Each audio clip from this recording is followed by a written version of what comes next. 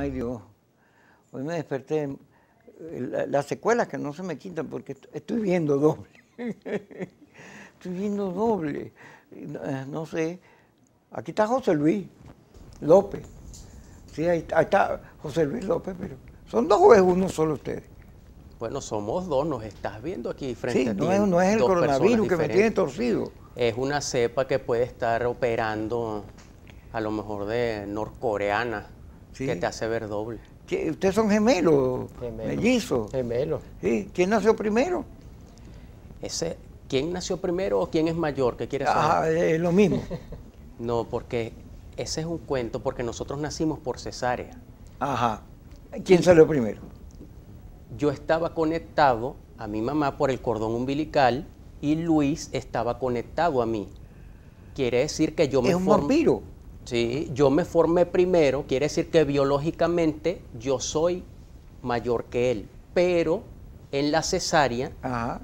lo sacan al primero, así que jurídicamente él es mayor que yo. Ah, ok, está bien. Bueno, José Luis López, que se llaman Alberto, por cierto, López, ¿y el apellido? ¿El otro? Raffastieri. Ese es un apellido de ahí, de La Vega, ¿no? No. El apellido italiano. Italiano. Sí. Mira, bueno, ellos son, con los dos también, estudiaron estudios políticos, y ambos, no les costó mucho, hicieron un libro que se llama La izquierda y la recesión. La gran recesión y la izquierda. Es un tema que nos permite nadar en profundidades. Pero cualquiera de los dos no se ponga la idea del libro para entrarle al tema, porque ahora, no sé, estoy un poco loco. Ajá, ¿de qué trata el libro? Y después nos metemos. Nosotros, y yo quiero primero... Vendan el libro, la gente, ¡ay! ¿Dónde lo compro? Quiero saludar primero a tu audiencia aquí, con un honor para nosotros estar aquí. Además hablan igualito. Y bueno, ese libro trata justamente porque te acuerdas que en 2010 hubo una crisis financiera internacional que afectó a todos los países del mundo. Exacto. Y por los sobrecréditos exactamente bancarios en los Estados Unidos. Pero lo económico tuvo un impacto político, sobre todo ideológico, porque mucha gente debatía el fin del capitalismo o el reemerger de la izquierda. Y entonces nosotros debatimos justamente ese impacto ideológico de la crisis financiera, y por eso se llama así la gran recesión, que fue como se le llamó a esa crisis, y la izquierda, porque fue sobre todo la izquierda la que tuvo esa perspectiva más de decir, de vaticinar que había fracasado el capitalismo, y nosotros justamente rebatíamos eso en el libro. Fíjate, la burbuja produjo un debate sobre el papel del Estado en la economía, porque se empezó a decir, como en los Estados Unidos es libre mercado, se empezó a cuestionar, bueno, es que los bancos, el dinero business, y si no tiene controles, lleva a estas situaciones, ¿no? Entonces, ¿cuánto control hacía falta? Exactamente. Ese fue un debate. Por supuesto, las izquierdas del mundo, los liberales, mucho control, porque los dineros, los monopolios, los ricos, etc. Y ayudó, yo creo que más que trastabillar al capitalismo, corrigió. Es correcto. Que por cierto, desde la derecha, desde la izquierda decían eso, que faltaban regulaciones, y desde la derecha decían que más bien no, que había muchas regulaciones que fueron las que causaron la crisis. Y eso fue parte de ese debate ideológico en la política que conllevó esa crisis financiera. Y ustedes recuerdan que el Estado se metió y empezó a financiar. Sí, rescató General Motors, rescató a bancos importantes para que no quebraran, cosa que era necesario porque tú no puedes dejar que el país y el sistema económico se lo lleve el diablo. Tú tienes que tomar correctivos que ojalá incluso en estos países que se llaman socialistas o que tienen supuestamente gobiernos socialistas se tomaran ese tipo de correctivos sin destruir al sector privado, sino más bien tratar de recuperar la economía, que es el objetivo fundamental de un programa económico. ¿Tú eres Luis o José? No. ¿Cuál es? José y Luis. José, Luis. Ok. Fíjate, interesante tema, porque el devenir de la burbuja así como la recesión de los 30 produjo también reflexiones sobre la política y la economía, a la larga la economía y las teorías que la circulan también sufrieron cambios.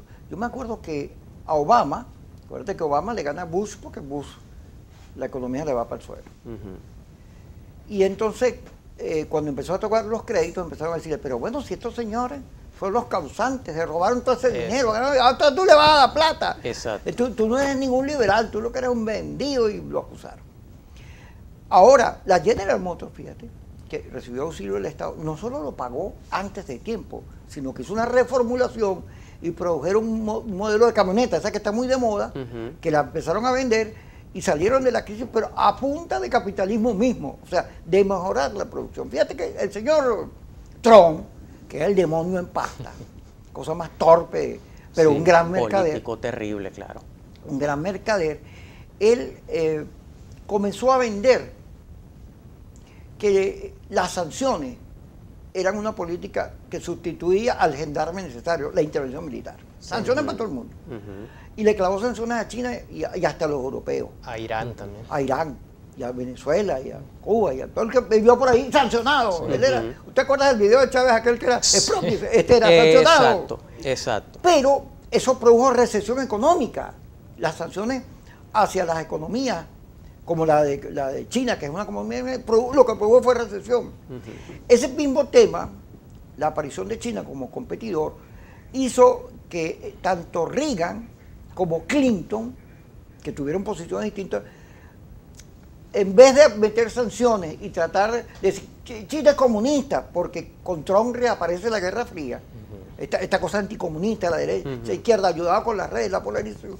Ambos dijeron, Clinton y Reagan, vamos a competir con los chinos con mejor producción, con más producción, con mayor calidad y abriendo más mercados. Fíjate todo lo que ocurrió a partir de ese fenómeno. Pero cuéntenme ustedes, ¿qué más detectaron?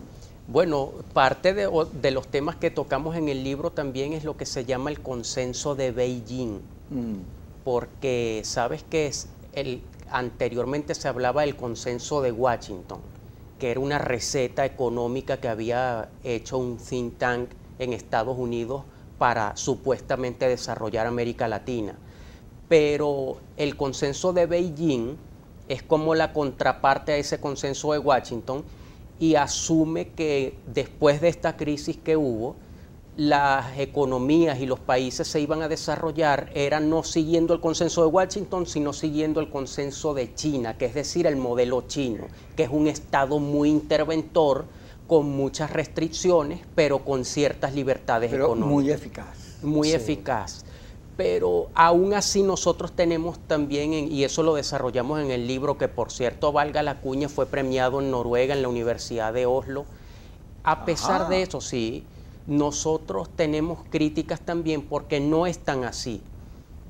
Sobre el modelo chino. Sobre el modelo chino. Por cierto que la ley de zonas especiales, económicas especiales, tiene mucho que ver con cómo los chinos en 30, 40 años produjeron ese fenómeno económico, porque ellos tuvieron también zonas especiales, donde concentraron todo el esfuerzo y de ahí pudieron irradiar todo el país. Pero eso lo vamos a hablar cuando regresemos, porque ya la señora Yesenia Balsa comenzó con su corte. A esto los cortaron, pero están pegados, son lo mismo. Ya regresamos.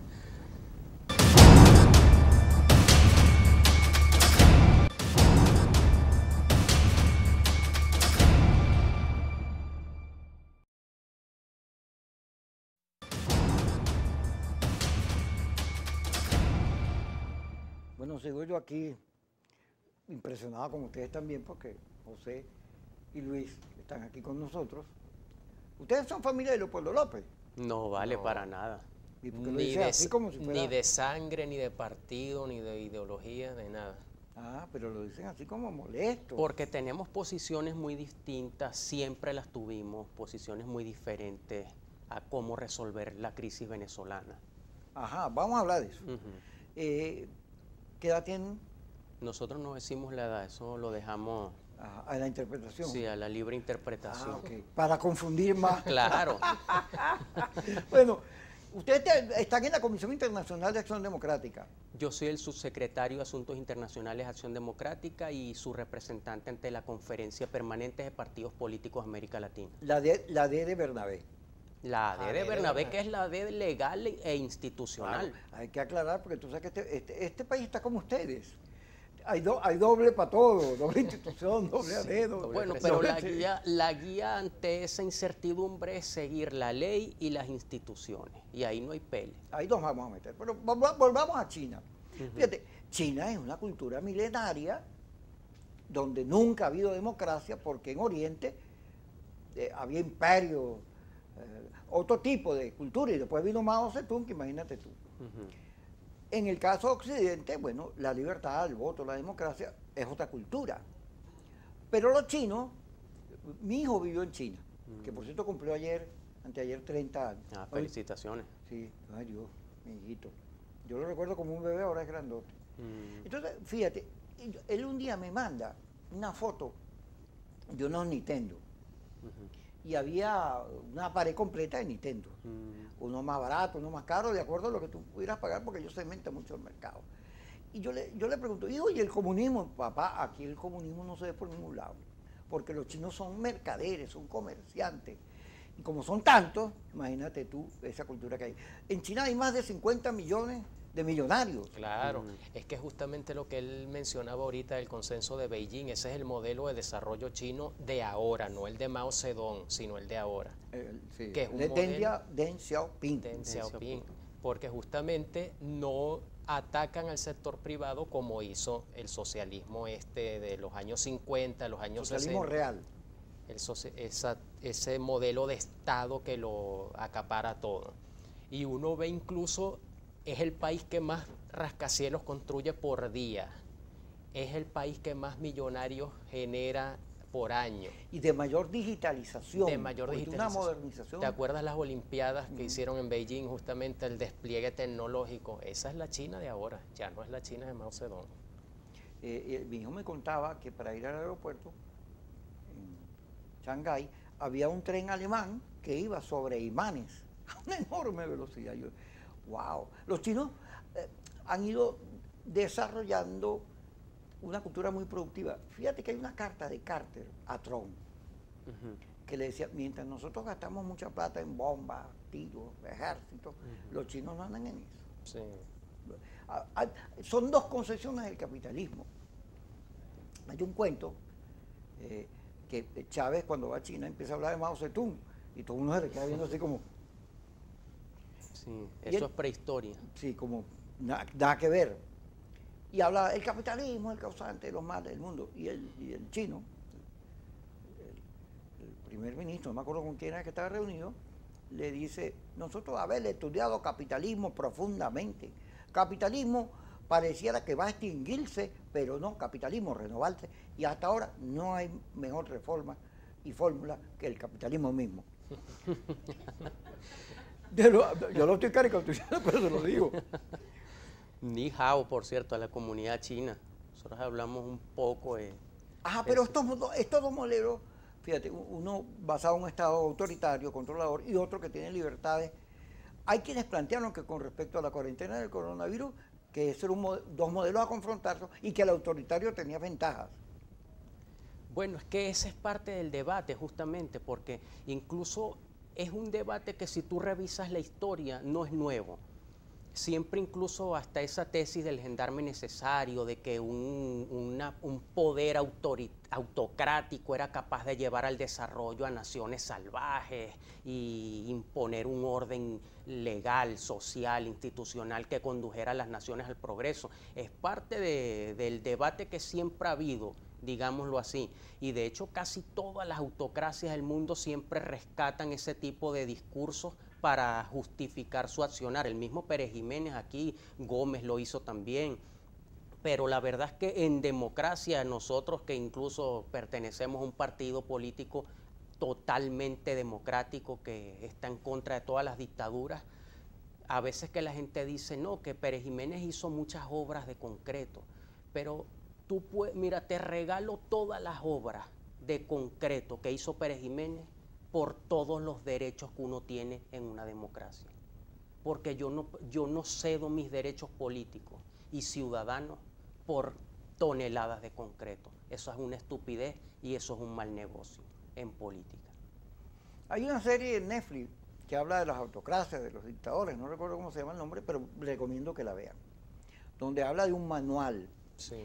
En los regímenes autoritarios, en estos salvadores del mundo que son los dictadores y los que se creen mejores que los demás y eternos, hay una clave, muchas claves, pero una de ellas es que el autoritario es el pueblo, se cree el pueblo. Yo soy el pueblo. Y entonces produce una relación de adoración, de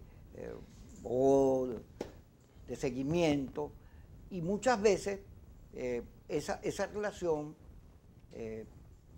sostiene la autocracia. Es decir, no es que nada más que la tortura y la represión, no, es que hay una cosa ahí que se genera en la cual el gendarme necesario, el líder necesario es adorado por su pueblo, y entonces los derechos y todo eso se pierden porque la gente lo cede. Esa serie se basa en el libro de Bueno de Mezquita, que se llama justamente así, El Manual del Dictador, que yo creo que la serie se queda corta para lo que dice el libro.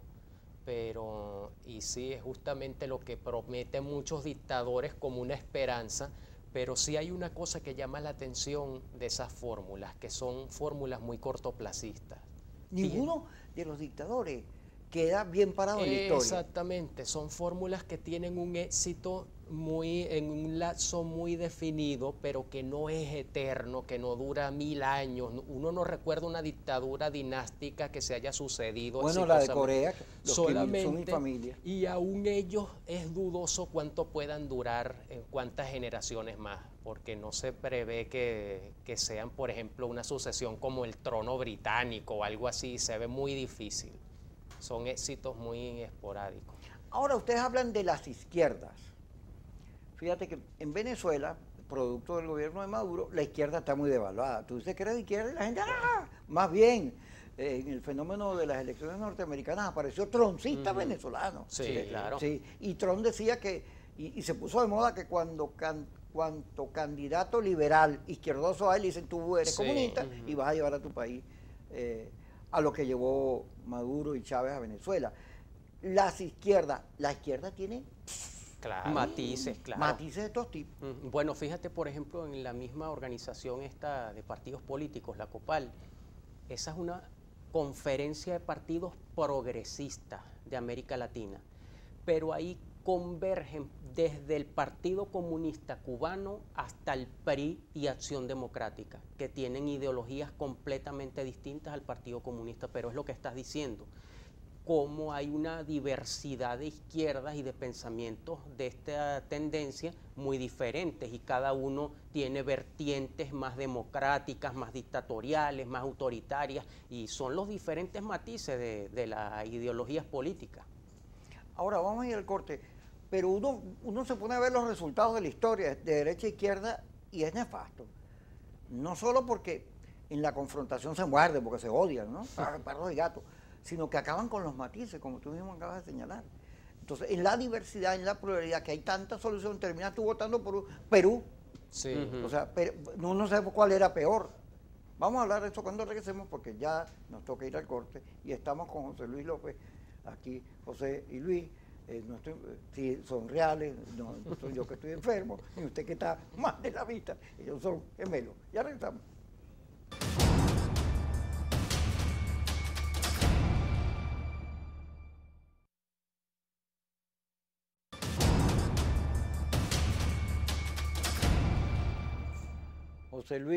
José y Luis López con nosotros, dirigentes de Acción Democrática, autores del libro La Izquierda... La Gran Recesión y la Izquierda. La Gran Recesión y la Izquierda. Ya hablamos un poquito de la recesión. Vamos a hablar de la izquierda. Ustedes tocan el tema de la izquierda en el libro. Acción Democrática es el partido que democratiza la sociedad venezolana, moderniza la sociedad venezolana. Un partido popular, muy popular. Y en su momento, bueno, cuando cae Medina, ese proceso fue llamado la Revolución de Octubre. Porque acuerda que estamos hablando en 1940 y no me acuerdo, 27. Donde el comunismo venía avanzando. Exacto. Y estaba de moda. Estaba de moda. Pero Betancourt, que en Costa Rica se declaró comunista, después agarra por el camino de Haya de la Torre y entiende que la Venezuela, que aquí no hay burguesía, que este es un país agrario, de pobres, y que está lejos de ser o de acercarse a los análisis marxistas, y que es todo lo contrario. Pero en la historia de Venezuela, derecha, cuando tú vas a buscar la derecha, la izquierda la consigue. Tú lo más que consigue derecha es al MAN, al Partido Desarrollista de Tinoco y a Caldera y el COPEI de Caldera, que en una primera parte podría decirse que era de centro derecha, pero derecha como tal no ha habido en Venezuela. Para como se entiende en Europa o en Estados Unidos, esa derecha que es religiosa y del capitalismo total, no hay esa derecha en Venezuela. En Venezuela más bien entendemos la derecha, cuando los mismos chavistas hablan de derecha, hablan de Acción Democrática o de COPEI o de los partidos que no son chavistas. Pero ese no es el concepto que se maneja así académicamente o a nivel internacional. ¿Qué conclusión tienen en el libro? ¿Cómo tratan el caso venezolano? Bueno, nosotros nos planteamos el tema del socialismo del siglo XXI, si es una respuesta a esta crisis que vive la humanidad y que desde 2008 y 2010 viene arrastrando tantos problemas económicos, porque muchos de los problemas actuales vienen desde ahí. La crisis de los alimentos a nivel mundial, esos son fenómenos que a veces los venezolanos no estamos al tanto porque creemos que solo tenemos crisis en Venezuela. Pero lo que es real, y lo pueden buscar en la Wikipedia, es que en el mundo hay una crisis alimentaria, una crisis de hambre, porque los alimentos han subido mucho de precio, porque los costos de producción y las tierras productivas están también en descenso. Y entonces eso crea que salgan este tipo de propuestas como el socialismo del siglo XXI. Tenemos la solución, así lo dice el chavismo. Y obviamente, mis hermanos queridos, el socialismo del siglo XXI no es la solución a los problemas ni de la humanidad ni de los venezolanos. Hoy en Venezuela tenemos condiciones de vida muy deterioradas. Las sanciones que tú ahorita mencionabas, claro que nos han afectado, no lo vamos a negar, pero también tenemos modelos de desarrollo muy precarios. Y te digo un ejemplo que lo tocamos incluso en el libro, el tema del sector privado, que los chinos lo entendieron. ¿A quién se le ocurre hacerse enemigo en estos tiempos del sector privado, Kiko? Tú tienes como gobierno, el sector privado es uno de los pilares fundamentales de desarrollo para cualquier economía. Hasta los chinos lo entendieron, como te estaba diciendo. Hasta los cubanos lo entendieron. Hasta los cubanos lo están entendiendo. Y entonces este gobierno, el chavismo, llega más bien haciéndose enemigo del sector privado, que por cierto hay ahora algunos intentos con estas mesas de diálogo, que Dios permita que eso siga floreciendo, porque ese es el camino. Yo creo que también eso es algo que nosotros como sociedad deberíamos revisarnos. Mira, nosotros hemos estado y nos ha tocado como politólogos hasta trabajar en Europa, y tú tocas el tema del diálogo en cualquier parte del mundo y eso es algo de lo más normal. De lo más normal, no, que nos vamos a reunir el gobierno y tal facción de partidos políticos de oposición, y eso es algo normal en el mismo Estados Unidos. Aquí tocar el tema del diálogo es como que tú dices que viene Drácula o la Cava o el Coqui. Es una cosa que, y lo peor de eso es que increíblemente en las clases más pudientes y más intelectuales es donde pareciera que el diálogo causa como más escozor. Así es. Entonces uno dice, bueno, y esta gente no ha viajado, esta gente no lee, esta gente no se mete en los medios internacionales a ver cómo se hace política en otro país. Y fíjate tú que ahora que este G4 le tocó el exilio, y muchos de ellos han tenido que estar por esos periplos internacionales, ahora muchos vienen a hablar de diálogo, y ahora muchos vienen a sentarse con el gobierno, porque tal vez, digo yo, quiero creer que es así, a lo mejor en Italia donde estuvieron, o en España, o en Bruselas, ven que así no se hace política. Si yo voy a Estados Unidos, por ejemplo, nosotros vamos a Estados Unidos, nos negamos rotundamente a entendernos con cualquier gobierno de turno y nos atrincheramos en las calles a caernos a piedras contra la Guardia Nacional. ¿Qué va a pasar, Kiko? ¿Qué voy a esperar yo que pase conmigo? Que te echen gas del bueno. Por supuesto, y de hecho cuando hay las crisis estas y protestas antiglobalización en esos países, eso es lo que ocurre. Y yo no digo que la gente no tenga derecho a protestar, ese es un derecho humano fundamental, pero es que esa no es la forma de hacer política. Nosotros tenemos que recuperar sobre todo lo que es la vía electoral y el diálogo, el entendernos. Y te voy a decir incluso un proverbio chino, que yo creo que es parte del problema aquí en Venezuela. Los chinos tienen un dicho que dice, si quieres un año de prosperidad, siembra granos. Si quieres 10 años de prosperidad, siembra árboles. Si quieres 100 años de prosperidad, cultiva relaciones humanas. Y eso es lo que aquí no hemos entendido. Como te decía del gobierno, este gobierno ha destruido sus relaciones con el mundo entero y con el país.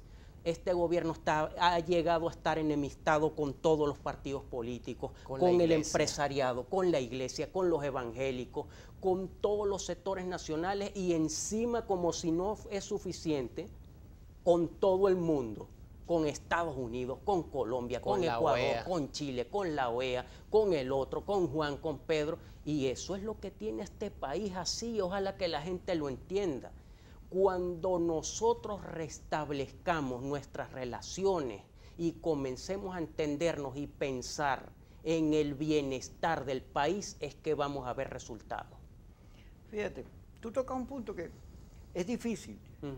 Esta mañana estaba haciendo yo el programa sobre todas estas denuncias que está haciendo el gobierno, en las que involucra a Guaidó y a Leopoldo López, con la muerte del presidente de Haití y con el Coqui. Sí. ¿Sabes?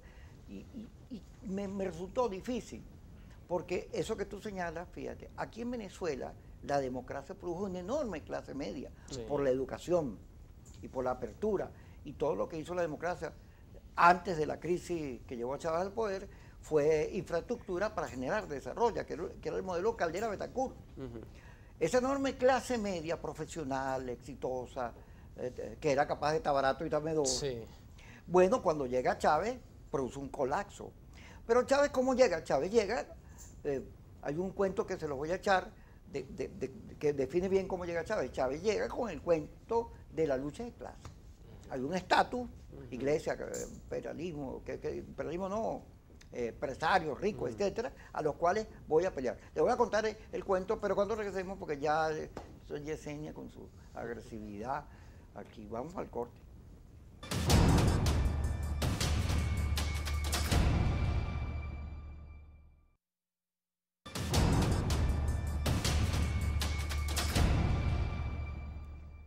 José y Luis López con nosotros, autores del libro La Izquierda. La gran recesión en la izquierda. Y estábamos hablando de la izquierda y tú le diste la clave a uno de los temas que hay que tocar con honestidad.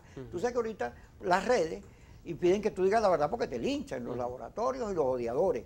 Entonces la gente se inhibe y va diciendo mentiras y mentiras. Y uno de los problemas que tiene el descrédito de la política es que está construido por unos políticos que nunca dicen la verdad, siempre andan en una reunión, una cosa clandestina, y no, yo no fui, después aparece que sí estaban. Entonces la gente les tiene mucho desprecio. Fíjate, Nelson Rivera, que era un asesor de comunicaciones, está en España ahorita, él era asesor de María Isabel de Chávez. Cuando Chávez gana la presidencia en el 98, en la viñeta, en Navidad, llegan un montón de regalos. Cuando llega Chávez en la noche, estaba María Isabel muy feliz, mira, oye, qué cantidad de regalos. Y él agarra y se pone bravo y le reclama y pelea. Y le dice, con todo eso yo voy a pelear. Porque él ya venía, lo había dicho, vamos a meter las cabezas de los adecos en aceite. Él venía con una propuesta de cambio revolucionario. Claro. Obvio. Pero la confrontación de Chávez la compró esos sectores que tú mismo definiste. Claro. Los sectores más pudientes y la clase media más profesional, porque se ve agredida, su modo de vida se ve agredido por el Chávez. Y le responde a Chávez a la prédica del odio con odio. Sí. Y entonces vemos cómo hay ahora troncistas, hay María Corina y todo ese discurso que hay ahí. Sí, estos discursos de las salidas violentas, fíjate, que es lo complejo, porque detienen a Freddy Guevara y hay estas acusaciones contra estos sectores políticos oposición. Pero cuando tú te pones a ver qué hace creíble la denuncia de Maduro de que hay una relación con las bandas estas delincuenciales, el caso de Haití, cuando tú revisas el caso de Haití, descubres que hay unos exmilitares colombianos que son terroristas, que tú los compras, ellos van y matan al que sea porque son unas estructuras, lo que llaman mercenarios. Cuando tú revisas la Operación Gedeón, es igualito. Entonces, esas relaciones, el haber estado diciendo que hay que sacar a Maduro, con toda la violencia que eso significa, el caso del dron, todo lo que ha ocurrido en Venezuela, bueno, Maduro se está defendiendo porque hay unos señores que lo quieren matar, tumbar y hacer todo eso. Y entonces, cualquier cosa puede ocurrir, pero en el caso de la oposición, ese discurso radical justifica todo eso. Le da pie a todo eso. Y es un discurso autodestructivo. Ajá. Tú ves incluso el análisis que hace esa gloriosa clase media venezolana de la cual somos parte nosotros. Del mismo Coqui. Tú revisas lo que ellos dicen y ellos están asumiendo que un triunfo eventual del Coqui nos va a acercar a recuperar la democracia. O sea, entonces tú te preguntas a qué nivel llegó esta gente y que nosotros incluso venimos de la clase media, pero gracias a Dios no pensamos así. Tú ves cuando analizan, no importa el país donde hay una elección, ellos van a ver, la clase media va a ver un alcalde de Chacao enfrentándose a un chavista. En cualquier parte del mundo, siempre lo ven así. Si es Trump contra Biden, Biden es un comunista que iba a acabar con el capitalismo, que iba a hundir a la empresa privada, nada de eso hizo, pero ellos siguen jurando y todavía incluso el discurso del fraude, de la antipolítica, esa clase media venezolana que todavía se da el tupé de influir, porque nosotros como país somos muy influyentes y nosotros hemos contagiado ese mismo discurso en otras partes de América Latina, lo vemos en Chile, como hay ese pánico, como que esa constituyente ya eso significa que viene un chavista que va a hacer lo mismo que va a hacer en Venezuela. O Castillo en Perú. O Castillo en Perú. En todas partes vemos la realidad venezolana, en todas partes estamos viendo espejismo, en todas partes estamos viendo una psicosis. Que hasta los cubanos, disculpa que te interrumpan, sí. Uno de los gritos de las protestas en Cuba a esta hora son no queremos ser como Venezuela. Insólito. Nosotros de hecho lo colocamos en Twitter, pero ese es uno de los gritos de las protestas cubanas. Y nosotros hemos conversado, Kiko, con personas cubanas que nos han dicho que en Cuba, a pesar de la pobreza, a pesar de que nos tienen un país tan próspero y rico como nosotros, no viven el desastre que se encuentra aquí a nivel, por ejemplo, burocrático, a nivel de servicios públicos, a nivel incluso de corrupción, que por supuesto que Cuba, me imagino que la corrupción debe ser galopante, pero es que a veces en Venezuela como que en eso queremos llegar al puesto número 1 en el ranking internacional. Entonces eso de verdad son las cosas que nosotros quisiéramos que también pensáramos los que hacemos política en este país, porque no podemos seguir viendo las cosas de esa manera. No podemos nosotros seguir el tema de las elecciones, un tema tan crítico como ese. ¿Cómo vamos a seguir pensando que a través de la abstención nosotros vamos a salir de este gobierno? Lo hicimos en 2017, cuando dejamos de votar por los alcaldes. En 2018, nosotros no, por cierto, desde ese momento ya nosotros habíamos roto la línea de aquel momento de Acción Democrática desde el 2017 y siempre votamos por los alcaldes, votamos por el presidente, aunque no era de nuestro partido, y votaremos en toda elección porque ese es un derecho ciudadano y esa es la forma de hacer política, a través de las instituciones, a través del voto, a través de la presión social, incluso mediática, pero no violando la ley, ni con violencia, ni con asesinatos, ni con drones, ni con atentados. Esa no es la forma de hacer política. Pero fíjate, es la misma oposición al desconocer al gobierno, al negarlo, al confrontarlo, al comprarle la confrontación, quien va destruyendo el poder del voto, el que va generando dudas, el que le va quitando fuerza. Todos esos políticos que llaman a la abstención, cuando tú hablas en privado, te dicen, sí, verdad, verdad. Sí. Pero cuando agarran un micrófono, porque, yo no sé si recuerdan, porque no sé la edad que ustedes tienen, pero deben haber estado bastante jóvenes. Uno, en el golpe de Estado, en el paro petrolero, que vino después, Carlos Ortega, el dirigente de la CTV, yo lo vi con estos ojitos. Él llegaba a cualquier manifestación y la gente, ¡paro, paro! Y él no estaba de acuerdo con eso. Entonces, se formó un liderazgo que hace lo que la gente quiere oír, no lo que hay que hacer. O sea, puso los caballos detrás de la carrera. Sí. O sea, son unos dirigentes que se dejan dirigir, pero además no por un pensamiento político, sino por la antipolítica. Claro.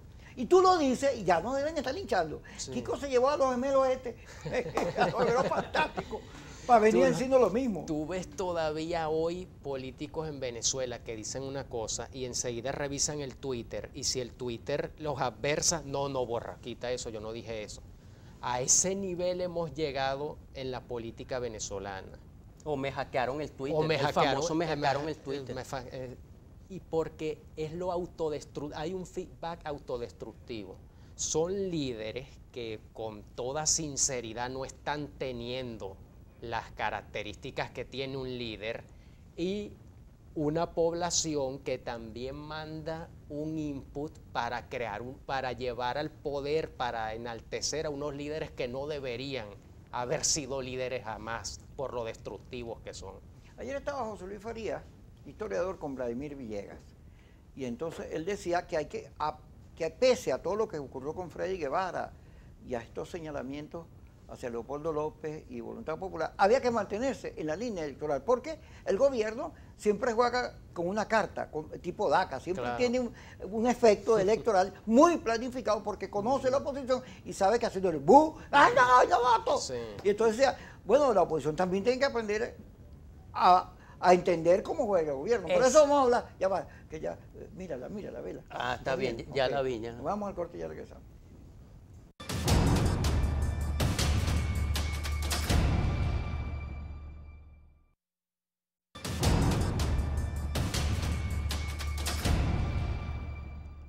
Seguimos aquí con José y Luis López, pero yo lo veo, tú eres más gordito, la cara más gordita que él, no porque son tan igual. Yo soy casado, a mí me cuida más mi esposa. Te cuida más. Claro. Acaba de ser padre. Acabó de ser padre, sí, una niña preciosa, le mando un beso, Irina. Nació una sola. Sí, pero se parece mucho a mí. Imagina que te hubiera pasado lo de Julio Borges, que tuvo como 4 muchachitos, un solo Bueno, golpe. a lo mejor le pasa a él. Ay, Dios. Mira, que estamos hablando del tema de redes y toda esta cosa que es la política venezolana. Fíjate que Freddy Guevara,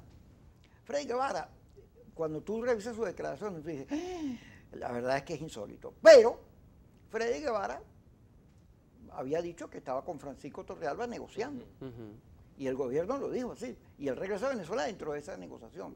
Sin embargo, se ponen a tirar unos Twitter ahí, como tú dijiste, alabando una cosa que no tiene sentido, porque tú no puedes pretender que el Coqui, ningún malandro, la guerrilla colombiana, nada de eso, o los paramilitares colombianos vengan a salvarte, porque es peor el remedio que la enfermedad. Claro. Pero cuando yo voy a revisar, todos los partidos se solidarizaron, como debe ser, con Freddy Guevara.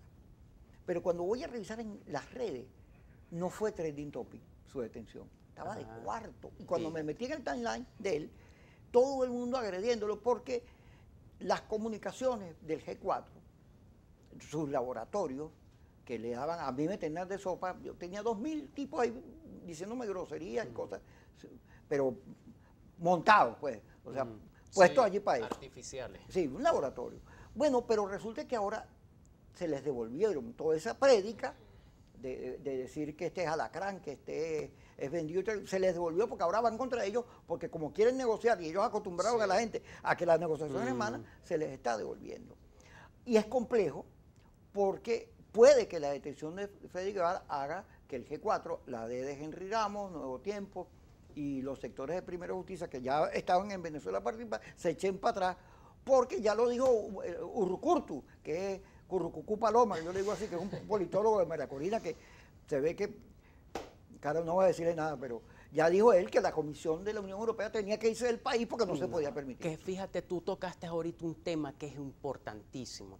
Y nosotros también tenemos que irle aprendiendo a tomar el pulso a este gobierno, así como estamos luchando contra esta pandemia, también irle tomando el pulso a este gobierno. Y este gobierno hace una receta cada vez que estamos a 9, 7 meses de las elecciones. Y ahora estamos en ese periodo, de hecho muy cerca.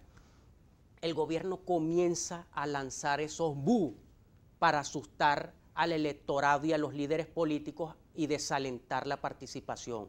Mira, de hecho es tan así que ya lo voy a pronosticar aquí, por ahí viene Diosdado Cabello, Padrino López, Iris Varela y pare usted de contar, también tirando sus amenazas. A lo mejor Padrino López dice que la Fuerza Armada no va a tolerar injerencia de ningún tipo en el CNE y ya una declaración como esa hace que todo el mundo enloquezca. No, entonces ya yo no voy a participar porque ya Padrino López habló y amenazó al CNE y entonces ya aquí el voto no sirve.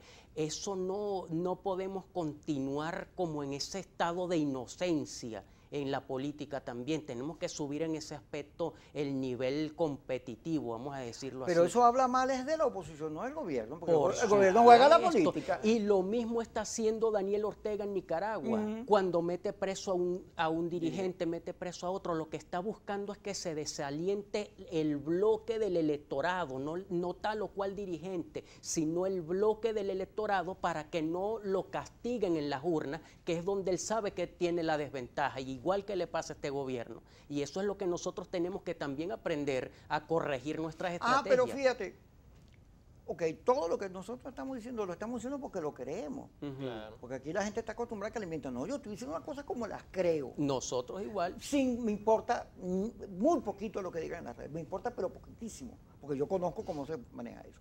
Pero fíjate, resulta que ahora la respuesta a todas estas jugadas de la política, que son comunes, que las hace todo el mundo, que si tú te las dejas clavar es culpa tuya, que no tienes la cabeza para analizar eso. Pero hay un problema aquí de cabeza. Estamos respondiendo siempre con la emocionalidad, con la molestia que me genera que no haya agua, que se me fue el familiar. Y entonces siempre cedemos una enorme ventaja en términos democráticos y el gobierno está haciendo primaria. Exacto. La oposición no. Entonces el gobierno no solo juega, sino que su permanencia en el poder le ha dado consistencia en el sentido estratégico de la política, mientras la oposición adolece de estrategia, o las que hace son siempre las mismas, las jugadas de fuerza, etcétera. Y que no necesariamente, porque yo no veo que sea único las primarias como la gran solución, pero yo sí lo que veo es una gran impericia de un sector del liderazgo opositor que pareciera que no está al nivel que le corresponde en esta historia. Como pasó, por ejemplo, dentro de nuestro partido. Mira, porque ellos dicen muy fácil que tal o cual persona fueron unos traidores. No es fácil decir que más de 400.000 personas tomaron esa posición. Ya eso no se trata de una traición. Judas era un traidor, porque era uno, ahí era muy fácil analizar la falta.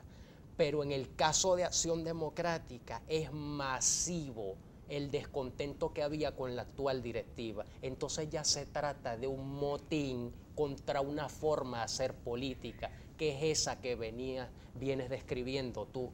Nos estábamos autodestruyendo, ahogándonos en la abstención, en el radicalismo, en las ofensas. Esa no es la vía y nosotros queremos, si algo queremos dejar en este programa claro, es que hay una forma de hacer política superior a esa.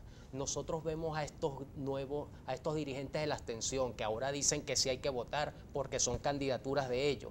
Y es una enorme contradicción ahora decirle a la gente, y bienvenidos igualito, porque ellos antes nos decían que aquí la solución iba a ser una invasión de catires, por cierto. De marines. Sí, porque tú sabes que el este de Caracas no iba a tolerar una invasión de otro tipo.